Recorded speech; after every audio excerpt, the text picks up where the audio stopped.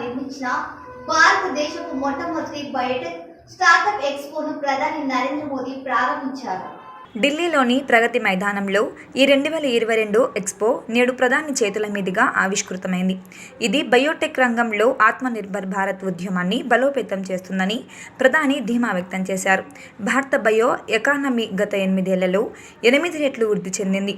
Biotech global ఎకోసిస్టంలో top 10 దేశాల లీగ్లో చేరడానికి భారతదేశం చాలా దూరంలో లేదు అని ప్రధాని మోడీ అభిప్రాయం వ్యక్తం చేశారు. आने वाले 2 दिनों में आप इस एक्सपो में बायोटेक सेक्टर के सामने अवसरों और चुनौतियों पर चर्चा करने वाले हैं। बीते दशकों में हमने दुनिया में अपने डॉक्टर्स, हेल्थ प्रोफेशनल्स की रेपुटेशन को बढ़ते हुए देखा है।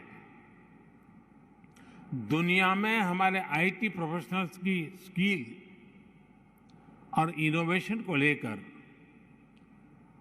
ट्रस्ट का जो माहौल है वो एक नई ऊंचाई पर पहुंचा है। यही ट्रस्ट, यही रेपुटेशन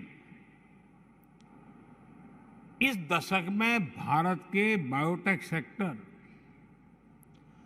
भारत के बायो प्रोफेशनल के लिए होते हुए हम सब देख रहे हैं। ये मेरा आप पर विश्वास है, भारत के बायोटेक सेक्टर पर विश्वास है।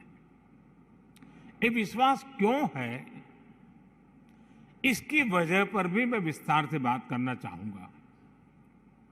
साथियों, आज अगर भारत को बायोटेक के क्षेत्र में अवसरों की भूमि माना जा रहा है तो उसके अनेक कारणों में 5 बड़े कारण मैं देखता हूं। पहला, diverse population, diverse climate Jones.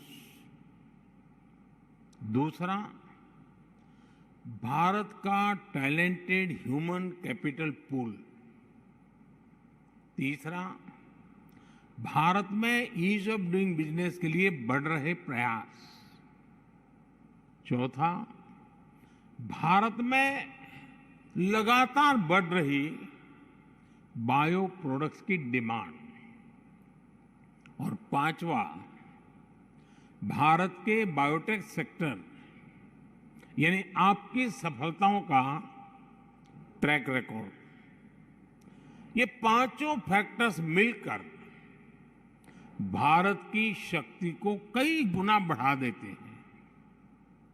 साथियों, बीते 8 साल में सरकार ने देश की इस ताकत को बढ़ाने के लिए निरंतर काम किया है।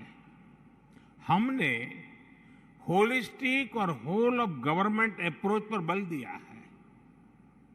जब मैं कहता हूं सबका साथ सबका विकास, तो ये भारत के अलग अलग सेक्टर्स पर भी लागू होता है।